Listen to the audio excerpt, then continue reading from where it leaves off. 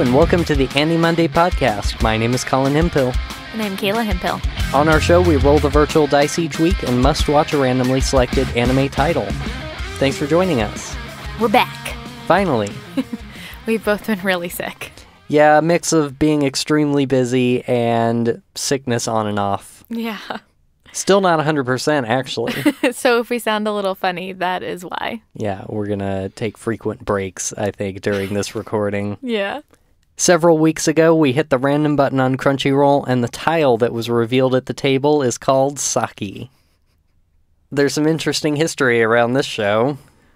As we've come to find out, it's extremely popular. Yeah. Saki began as a manga series in 2006, and it's still ongoing. There have also been a number of interstitial kind of spin-off mangas, and there were anime adaptations in 2009, 2012, and 2014. Wow. Additionally, there were 2 live-action films and 2 seasons worth of a live-action TV drama, as well as 2 games for the PlayStation Portable.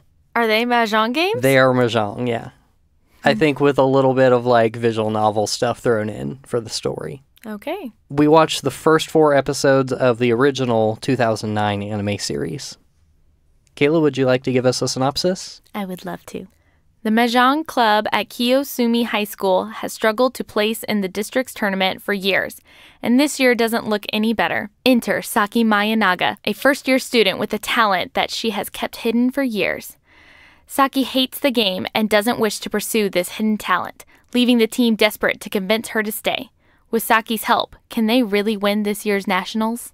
As we kind of talked about when we first saw the kind of clip for this show and we rolled this particular anime series, it is a sports anime. It's kind of sort of the only sports anime both of us have really seen. Yeah.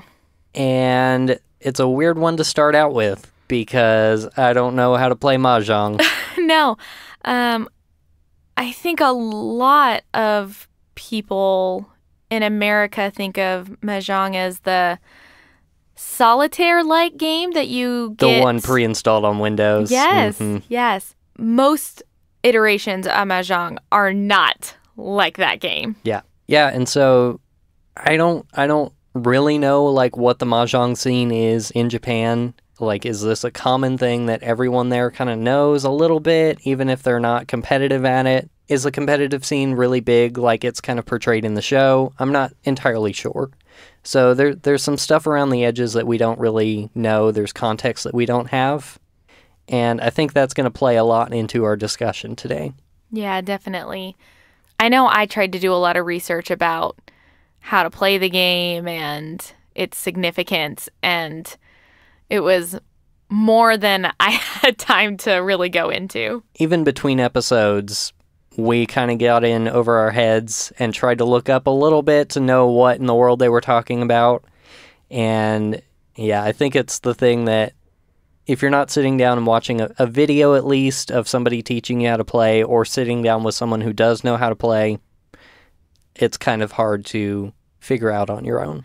So I think we should jump into the story since this is going to play a lot into our feelings about the story. Yeah, and that's fine too because there's not a whole lot of story yet. It's all pretty minimal. It's very character focused up through the first few episodes.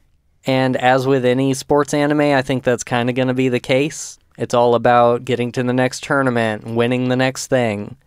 And that's kind of a lot of what we see in this show. Yeah, there's a lot of story beats that are pretty common in, I would argue, not even just like sports anime, but just any media that is centered around sports. So having the player who's naturally very talented, but for some reason doesn't want to play, or having the characters who thought that they were really the best suddenly learn that they're not actually all as good as they think they are.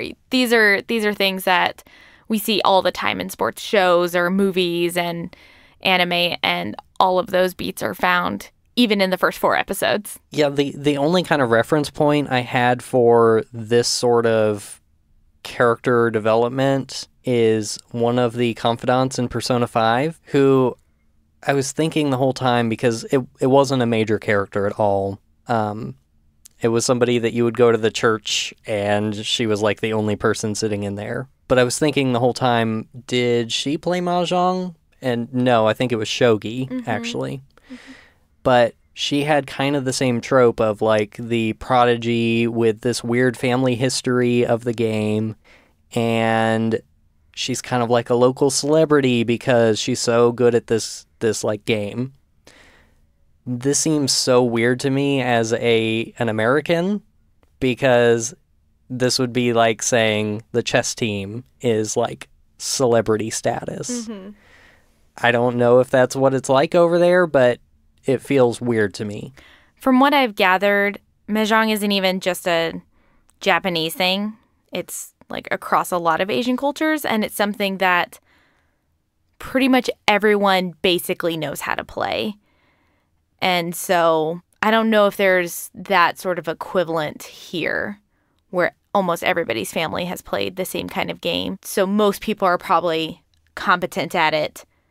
And to be good, you have to actually be really good. And to be clear, like, it seems like it's taken seriously in the show, in the sense that the people who are playing this have like tables installed in their homes that have automated systems in them for like shuffling tiles and pushing them up into the table in front of the players, which is kind of crazy.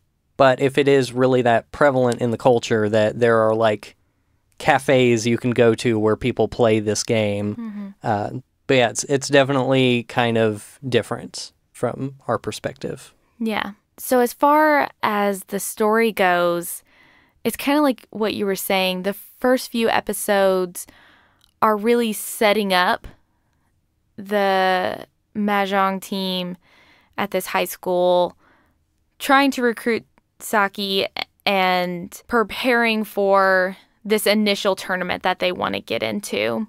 And that's pretty much it. Nothing has really happened. At the end of the 4th episode, we find out that they're competing against a pretty high-ranked team, and that's the end of the 4th episode. So I think something I'd like to go into is talking about the main character, Saki, because there's quite a bit there. So personality-wise, Saki is about as generic as they come, at least from what we've seen so far. The interesting thing that they're trying to set up with Saki, though, is that she has this kind of family history with the game that they haven't fully explored yet. We've only gotten taste of different things that have happened in her past. But it seems that her family played a lot of Mahjong growing up, and at least one member of her family is competitive at it. We know that her sister is a well-known player in the community. And her parents might be as well. Just, the whole family kind of knows the game really well. But she had really bad experiences growing up playing this game with her family because they were so competitive, which we might get to later, but I relate with that just in general of playing board games with other people. If Saki lost, her family would scold her for being bad at the game, and if she won, they would be salty about losing. So the only winning move for her was to come out even every time. And just kind of based on the rules that we've seen and what they've talked about in the show, it's more difficult to come out even in this game than it is to, consistently at least, not by accident. To plan ahead to the point that you come out even is really difficult, if not unheard of. Yeah, and that's something that she does over and over again, and that's how they realize that she's actually this amazing player. And they try to use that to their benefit because she's done it so much that she doesn't really know how to play any other way. Right. So something I noticed with her in particular is that she's an incredibly flat character. I don't know if this is done on purpose or not. Everything that she encounters, she has this very neutral emotional response to. So things that you can tell she's upset about or excited about still comes off very flat. And I don't know how much credit to give the show, because on one hand, it could just be that she's a really boring character that they've struggled to have her express herself in the way that they're trying to, or if it's a result of this constant criticism by her family. It's hard to give the show credit when that's not really clearly seen. So I can't really tell if I like her and empathize with her, or if I just think that she's flat and boring. Yeah, I kind of felt the same way. When her friend initially invites her to come check out the Mahjong club, she's obviously hesitant about that because she has this history with the game. She plays one round with them and gets up and is like, okay, thanks for having me, and walks out. And they try to chase her down, and she's like, well, actually, I hate the game. Just flat out. Isn't even like, well, it's not my thing. That was my family's thing. I don't care for it. She's like, I hate it. I don't want anything to do with it. Mm-hmm. But she says it, like you said, just this kind of flat. Like, she's even kind of smiling a little bit when she says it. Yeah. And she doesn't back up that statement of being like, hell no, I'm not playing this game. Yeah. I will not join your club. Yeah. Please stop talking to me. Mm-hmm. It's more just this kind of like wishy-washy, doesn't really know what she wants to do sort of response. Yeah. Yeah, and like I said, if it was made more clear or even alluded to more that this was a result of the way her family treated her, that would make sense. And at first I thought that was the case until we interact with her dad. And her dad is really kind, and it's just like, oh, do you think we should get rid of this Mahjong table? Like, we don't really play it anymore. And she's like, no, I think we should keep it. And he was like, oh, really? Like, you think we should? And he's like, okay, if you say so. Like, he's totally friendly with her about it. So it's hard to tell why she comes off so bland. Yeah, and that could just be her dad. It might be her sister that's the problem. Yeah. We're not sure, but that's the initial impression is mixed. Mm-hmm. It's even strange seeing her come to the group in the first place. Yeah, there's this guy that she knows. Supposedly she's known for a long time, and his name is Kyotaro, and he's like this he kind of matches her personality. He's this generic blonde-haired kid, and he basically never speaks in this show. Despite him supposedly being her friend, they almost never have a conversation outside of the Mahjong table, and it's kind of unclear what his purpose is at all. It kind of seems like his purpose is to be the boy that ogles all the girls in the club, because he is the only boy. Yeah, that could definitely be it. Because that happens quite a bit. One such case is this girl named Nodoka. Would you like to talk about her? Nodoka is the player that we were referring to that is the really talented player. She spends all of her time playing Mahjong. We see several scenes of her at her house, like playing online with other people. This is the thing that she does. And she is pretty much the entire fan service of the show. And so she's often the object of people's affections. Even the main character, Saki, like, pays an abnormal amount of attention to her body. Yeah, I mean, her very first time seeing this person, Saki's very first time seeing Nodoka, is like her just staring at her as she walks by. Which is in the first couple minutes. Yeah, she's literally just like sitting down by a tree at school, and it has nothing to do with the Mahjong club or anything. It seems like her entire role is to be everything that Saki is not. So Nodoka is very naturally beautiful and has all of this like skill that she's worked towards. She's very talented. She's very smart. Popular, confident. And Saki is really none of those things. And they end up having this friendly rivalry thing. We've talked about this dynamic before, about when one character sees the other one as a rival and the other one's just like, we're good friends. That's the same dynamic that's happening here.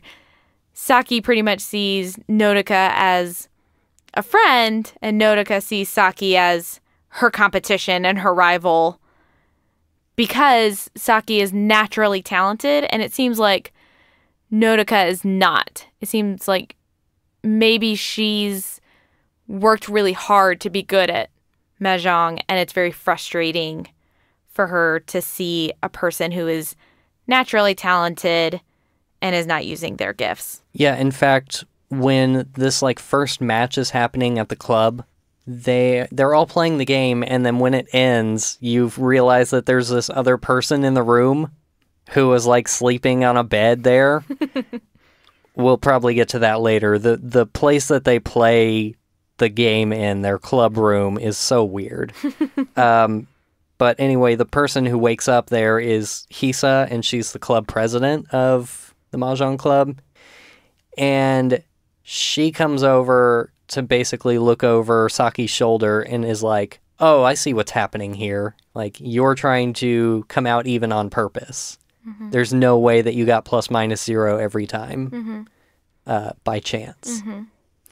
And when she reveals that fact, Nodoka is like appalled. She like can't even comprehend that somebody could just waltz in here and like be more talented than her and have this weird like, you're good at it, but you're not going to actually try to win kind of thing. Yeah, it's like she was insulted by it. That somebody could do something significantly harder than winning and be so nonchalant about it and pretend like, oh, haha, I'm not actually that good at Mahjong. She storms out of the room and goes chase her down in the rain. And that's when they have the whole confrontation about, you need to join the club. I don't want to join the club. That's where more fan service comes in because she doesn't have an umbrella, so you can only... Mm-hmm. Yeah, I can't figure this character out. Her motivations don't quite line up to me because you see this like weird friendly rivalry kind of thing. Nodoka didn't even realize that Saki was doing this. It was the club president who just like waltzed in and was like, oh, I see what's happening.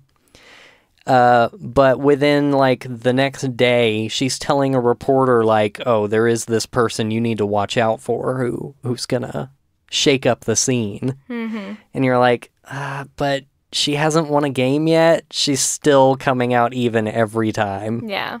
One person that I wanted to circle back to is Hisa, the club president. She's actually probably the most interesting character in this series so far.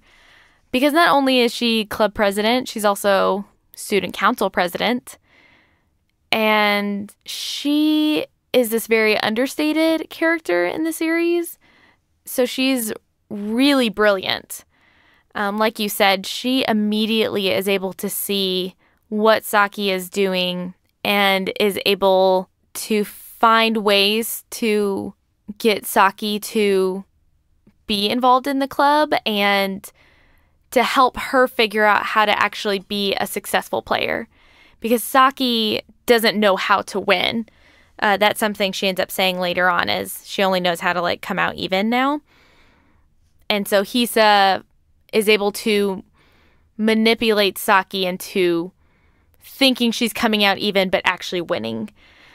And she's just very clever. And we see over and over again these things that she's doing in order to better the people around her. So she actually gets these two girls to volunteer to help out at a cafe in which they have to play against a professional Mahjong player that she arranged so that they could realize they're not actually as good as they think they are. And it's such a shame that she's not a more utilized character. And maybe she will be later on, but she is by far the most interesting character in this series. Yeah, I would agree with that. We definitely don't get to see much of her. In fact, like I said, she's asleep for half of the first episode, and you only come to realize she's there later. That's the part of her that I think is kind of funny, is that while she is very tactical and kind of manipulative, she's also incredibly lazy. On the other hand, one character that we do get to see a whole lot of is Yuki. No, I'm not talking about her. You don't want to talk about tacos? Oh my goodness. I can't. Where does she even get that many tacos? Is that like that common? I don't think I've ever heard of a taco in Japan. No. And the characters seem to act that way too. Like, they're like, why do you have those? Why are you obsessed with these? She has to explain to them what a taco is at some point. Mm-hmm. And she describes it in the most bizarre way. She tells them it's like basically a crepe with salad in it. But if you ever had a crepe, you know that's not. I'm from Texas. This is not a taco. But anyway, this character, she's kind of like your typical over-the-top, really rambunctious, sort of annoying character who acts like a child most of the time. She kind of has that appearance too. And it just eats tacos all the time, constantly. Even the type of Mahjong that she's good at is very short. So the type of game that she's good at, it's a game that doesn't go into too many rounds because she's very good at setting things up really quickly, but she says that she gets like distracted and can't follow through with the actual length of the standard game. And really, I guess that's all there is to the character. She shows up constantly, though. There's hardly any depth to her, but we're consistently forced to be exposed to her. There is actually one more person in this club, but she is so unremarkable. Oh, man. That, one, I don't remember her name. I did write her name down. Oh. It is Mako. Okay. Mako. You're talking about the person with, like, dark hair and glasses? Yes. Yeah. That's it. I don't know anything about her. Yeah, she just is part of the club. We haven't found if she's good at any of the games. She's just, I think she's a second-year student, and that's pretty much it. She doesn't have much in the way of a personality. There's nothing that stands out about her. She just sort of exists. Yeah, kind of like the one dude in the club. Yeah, they're both... He just kind of plays the game and always comes out in the middle or loses. Mm-hmm. Yeah, she's in the exact same position. All right, now that we've talked about the story and characters, which is a good chunk of this show, I think we're going to take a quick break and we'll come back shortly.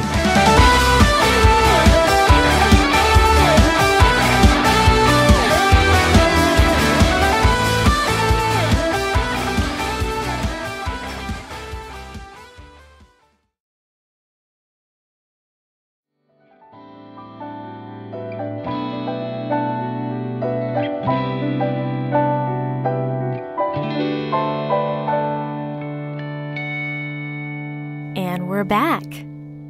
Colin, do you want to talk about some of the animation in the show? I would love to. I think the first thing that I'll mention, because I don't have a whole lot to say about kind of the general animation style and art and all of that. It's fine. It's pretty generic. Some of it's quite bad.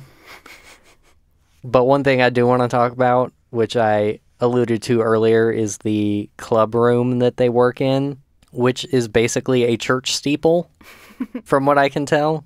Oh, I thought it was like a clock tower, kind of. Something like that. They're basically up in an attic, from what it seems to be, and right down to having stained glass on the walls. Oh, yeah. It's super weird. But one thing that does happen pretty frequently on this show is a mix of 3D and kind of normal 2D looking animation. The CG stuff is seemingly pretty random stuff. For example, there is a ceiling fan. I forgot about the ceiling fan. Which makes frequent appearance in this show. To the point that I almost named the ceiling fan. It just came up so frequently. When they didn't have anything else to look at, anything interesting on the table or interesting conversation or anything happening, the shot would pan way back into like the ceiling of the room and just stare at this fan going in a circle slowly. Not even turned on, it seemed, just kind of like spinning. And that was a CG fan too. It was really obvious that it wasn't in line with the rest of the animation. Similarly, we talked about how they have these fancy Mahjong tables that are kind of installed in this room. And all of that is also CG. So you see like the mechanisms bringing the tiles up into the table and some of the stuff underneath it, like moving tiles around. That also frequently kind of throws you into this animation style that doesn't quite match up with the rest. Yeah, it seems like at times it's kind of used for dramatic effect, and then other times it's almost like they're trying to flex their muscles to be like, look, we have CG, and it doesn't always work. Like you said with the fan, I forgot how frequent the fan was, but I do remember us talking about why do they keep showing us it? Why would they even spend the money and the time to like generate a ceiling fan? It's weird too because that is like a camera shot that can't exist. Yeah. Or at least you'd have no reason to put a camera up like above the ceiling fan. They just kind of thought it was a way to add motion to stuff. Mm-hmm. And that's something we haven't really talked about, is how much motion they try to add to this show. Ugh. And part of this, I think, is just the style of sports anime. Yes. This seems common in this kind of anime, where everything is over the top and unnecessary, and characters will go into huge monologues when there's clearly not time for that. And they will frequently exposit about what they are doing or the strategies that they are using. They got to give the pep talk. All stuff like that. But this is Mahjong. Mm-hmm. And so the extent of the action in this show is that they put a tile on the table and reveal it, and everyone else will like react to the tile being shown. Mm-hmm. And they do this with such great enthusiasm that it turns into like a martial arts experience of these people at the table battling back and forth about throwing the tile across the table and it bouncing and landing in just the right spot. And then the shock and horror of all the other contestants. It's funny because I did go to research and watch some Mahjong games. I did too. Okay. So there were some games that I watched that were a little slower, especially the ones that were teaching me how to play the game. But there were some professional ones where they are moving pretty quickly. And because of the dramatic flair that they put on the animation, it's almost like they're slowing down the game to add drama to it, instead of it being this fast-paced game that it can be. Yeah, and because even if a real game of Mahjong moves quickly, one thing that it does not do is the competitors don't stand up and, like, scream at each other. Being like, look at my incredible move that I just made. Yeah, and this series especially wants to have certain characters be explaining in their inner dialogue what they think characters are doing, like their competitors. And so it's the same thing that you were talking about. It's that slowing down to have these internal conversations, sometimes external, when there's no time for that. So it's funny to me that they think by slowing down the game and adding all this in, they're adding more drama, when really this game can be a very fast-paced kind of game. Do you have any thoughts specifically about the intro and outro kind of animations? Oh, do I? The intro and outro are very different from each other. So I'll start with the intro and then I'll go into the outro. The intro does not make any sense. not only are we introduced to a lot of characters that we later find out are competitive teams, there are things that they show in the intro that have nothing to do with this series whatsoever. So the animation is still consistent. The characters look like themselves. However, they are at times physically fighting each other with weapons on like a battlefield. That has nothing to do with Mahjong. Right. And I guess it's supposed to be symbolic, but when you see the intro, before you see any other part of the game, you're like, is this going to turn some Yu-Gi-Oh thing where they put down a tile and like a monster comes out and they're going to start fighting? Like, no, that's not what ends up happening. But it is weird that it's added in there. And there's a lot of like random bits in the intro animation that have nothing to do with this series. And maybe this series is going to take a really weird turn later, but it's just odd to have these kind of animated sequences in there. To me, I think it begs the question of, are they in on the joke or not? Mm. You know what I mean? Mm-hmm. Like, Mm-hmm. is the fact that everything is so over-exaggerated intentional to the point that, like, hey, we're trying to be like other sports anime, but it's Mahjong, and we know that there's no reason for them to do this. Mm-hmm. And so the intro animation is an extension of, oh, in these characters' heads, they're fighting a battle like with weapons and monsters and stuff like that. Or is it them taking it too seriously and being like, no, Mahjong is a battle? Yeah, it is hard to tell because there are times when the humor kind of leaks through and you think, oh, maybe they're not taking themselves so seriously. And then other times you're like, you are taking this way too seriously. This is the most dramatic thing I've ever seen. It would be one thing if during that intro sequence, when they're having this battle, one character summons like a taco monster and sends it out to fight, then you know, okay. Yeah. They're in on the joke. Yeah. I get it. I see what's happening.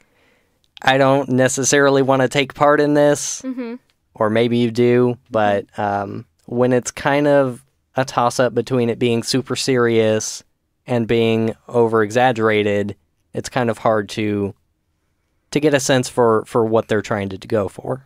Yeah. So all of that being said, the outro is totally the opposite. This is the part, again, it's really hard to tell if they take themselves serious or not. The outro is all done in this chibi animation.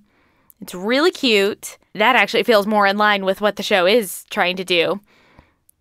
And the music kind of lines up with it. It's just this really cutesy, upbeat, chibi thing of them playing Mahjong and having these like cutesy little faces. So it is strange to have these two contrasting things. And again, it leads to, I don't know the theming of the show. I don't know if it's supposed to be this lighthearted, kind of poking fun at people who take themselves too seriously sort of thing, or if it is this really serious sports anime that I'm supposed to really feel and get into, you know, how intense these characters are feeling.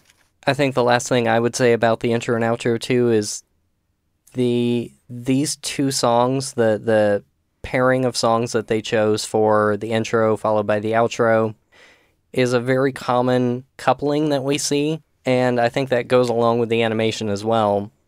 You tend to see these kind of chibi outros pretty frequently, or pixelated outros, or something to that effect.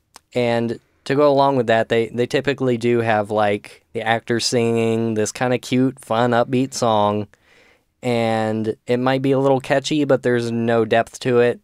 It's probably literally talking about Mahjong for all we know. I don't think they subtitled it in this case, but it would be typical to see something like that for this kind of outro. And that kind of carries into the music and sound design for the show in general, is that it lines up pretty well with other sports anime, especially the sound design. Anytime a character like drops down like a tile, or they go to grab, you know, to draw a tile, there's some sort of dramatic sound that's played to heighten the mood, and it's pretty predictable. It's over the top. It's hard to tell, like, are we kind of poking fun at it a little bit, or are you really trying to get me to feel the drama of the moment? But you could replace any of those sound designs or any of the music that's playing in that with probably any other sports anime, and you wouldn't be able to tell the difference. It would be the same. I think that kind of ties into something I think we both wanted to talk about as well. So as we lead into discussing our general thoughts and kind of what we took away from this show overall, something that I think is worth pointing out is something that the English localization team actually did for this show, which is also kind of tied in with the production of things, I guess. And that is that they realized that the American audience who was going to be watching the subtitled version was probably not going to know how Mahjong is played, and that is something that this show assumes. Mm-hmm. You go into a game almost immediately in the show, and they do not explain the terminology that they're using. They don't explain the specific tiles that are shown. Nothing about the game is, like, explained. They talk about strategies a little bit and the way that the different characters play, but when a character shouts "Richi," you're just expected to know what that means. So the localization team tried their best to help us out with this. Mm-hmm. And what they did is that when a new concept was introduced, like a character shouting "Richi," something at the top of the screen would say, "Richi" means that the character is going to, and I'm totally trying to remember here, that the player is going to, like, wait until the final hand is called. They're just going to go with their current hand or something like that. Mm-hmm. And those messages go by so quickly that there is zero time to read them. The problem also is that characters are talking at the same time, which we're trying to read the subtitles, that the characters are speaking while also reading the rules that are coming on the screen. And so I think having to say that, like, that there's all these sub-notes that go along with the show, I feel like this is a show that was not made for me. As an American?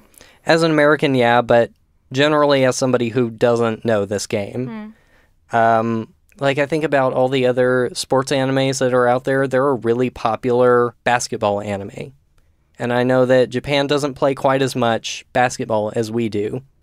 And I know that those shows are extremely popular in the US. But I think also basketball is something that, you know, there's two teams and they throw it in a basket and they make points by throwing it in the basket. If you know that basic concept, you can kind of follow along with what's happening. With Mahjong, I don't know what the goal of the game is.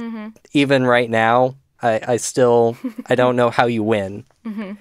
And if you can't even explain the most basic detail of the game, and all of this knowledge is kind of assumed, then it's not going to connect with me at all.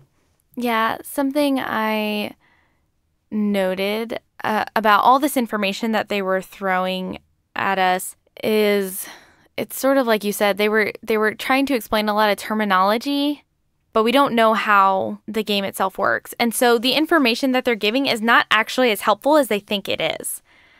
And I understand what their assumption was, and their assumption, in at least in our case, was correct. We don't know how to play the game. However, the notes that it was giving us was not actually teaching us the game. It was just overloading us with more information. And I wish that it would assume that I would either learn what the game was, or what they could have done is what we've seen other shows do when they have a lot of lore or information that they want the audience to know, is they could have put in, like, cards in between the, like, commercial breaks that happen that explain some of that.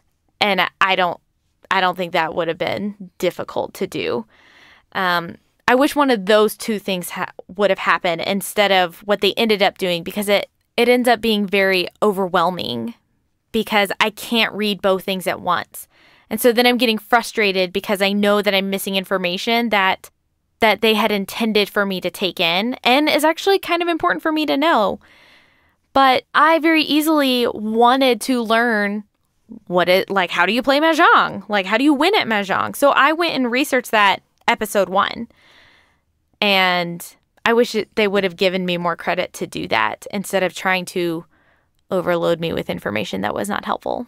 Yeah, and then I also wonder, like, in English-speaking countries where they play Mahjong, do they use the same terminology? Were they thinking maybe you do know how to play, but they don't say Richi over here. They say something different in English. Oh, okay. I don't know. That's something Again, these are all unknowns to me. Yeah. I have no context for this show and the way that it's supposed to work. And all that to say, I mentioned earlier all of the media that is based on this property. This is an incredibly popular franchise. There's so much media based on it, and it's been running for a very long time. There has to be something to it, right? Yeah. It wouldn't be this popular. Like, we end up watching a lot of shows on AniMonday that nobody really knows. Yeah. And this is not one of those. This is a show that a lot of people know and has many iterations. And so I have to wonder if the one thing separating me from the person who does enjoy this show is a knowledge of how Mahjong works. Because from my perspective, it's just an overload of information, like you said.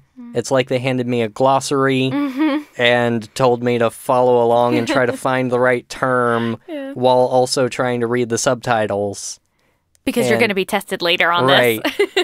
And so it comes across as boring and tedious and kind of exhausting. And then on top of that, you add in the fact that they're doing this over-exaggeration of everything, which makes everything just kind of feel silly.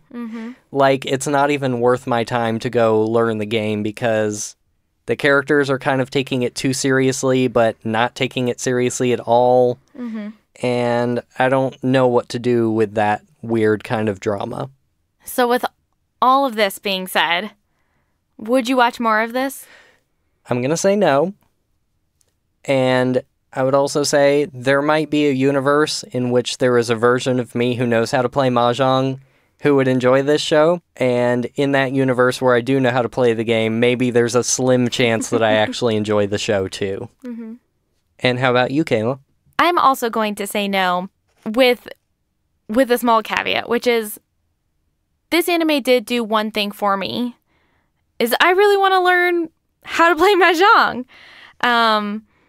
It does look like a fun game, especially the more I was trying to learn the rules and watching people play. It does look really interesting. I can see why people are very interested in Mahjong, and I am kind of embarrassed to say that like all I've ever played is the solitaire one, and that seems incredibly boring compared to the real game. But I think even if I knew how to play the game, I still don't think I would particularly like this series because of the exaggeration and partially because of all the fan service. We didn't get into that too much, but oh boy, there was a lot of it, and it was just kind of off-putting for me. But I do have to say I do have a new interest because of this show. I just don't want to watch the show. I'd rather actually go learn how to play the game and maybe have fun playing a new game. Should we like run out right now and get one of those like cool tables with all the shuffling and stuff?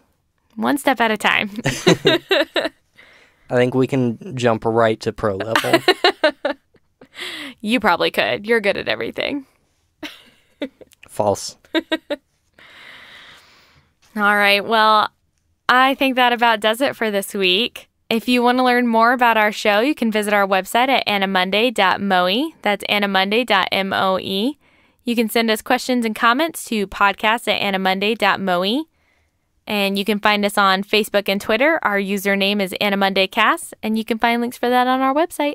Quick reminder to everyone, since it's been a while since the last time we had a podcast episode, we're about a month out from Anime CTX, which will be our first live show. I wanted to say woo, and then you kept talking. Sorry. Woo. Woo. Hype. So get ready for that. Like we said, badges are available now, so you can go ahead and get those registered, and then you'll be ready for that anime convention. We promise we won't be sick. We'll try. Either way, the show will go on. Thank you so much to Crunchyroll for all of the anime that you provide, and for the random button, which produces these wonderful and wonderfully terrible results. If you want to follow along with us each week, you'll find a link to the current title on our website and social media so that you can watch what we're watching. Finally, thanks to C2A for providing the intro and outro music for our show, which are on the Senpai EPs, which are available on his Bandcamp. You ready to roll again? I think so. It's been so long. Do you remember how? I hope they still have the button. Podcast would be over. We would find a way. Random button in 3, 2, 1. All right, the anime for this week is Dusk Maiden of Amnesia. What? It might be our first horror show. No. The first episode is called Ghost Maiden. Mm-hmm.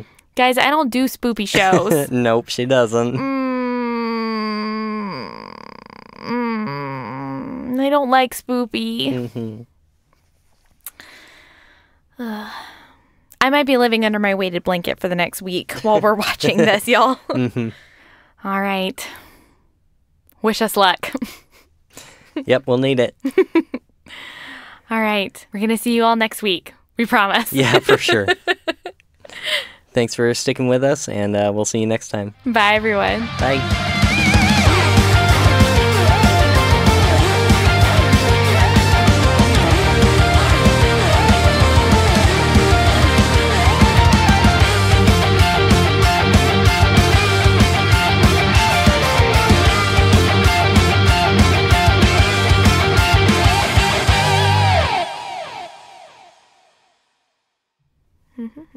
Are you ready? I was born ready. My body is ready. My body is not ready. No, mine either. The Mahjong cup. Blah, blah, blah, blah. She was born ready. Okay, you know what? You can do this by yourself. Mahjong is a hard word to say, okay? Mahjong. Mahjong.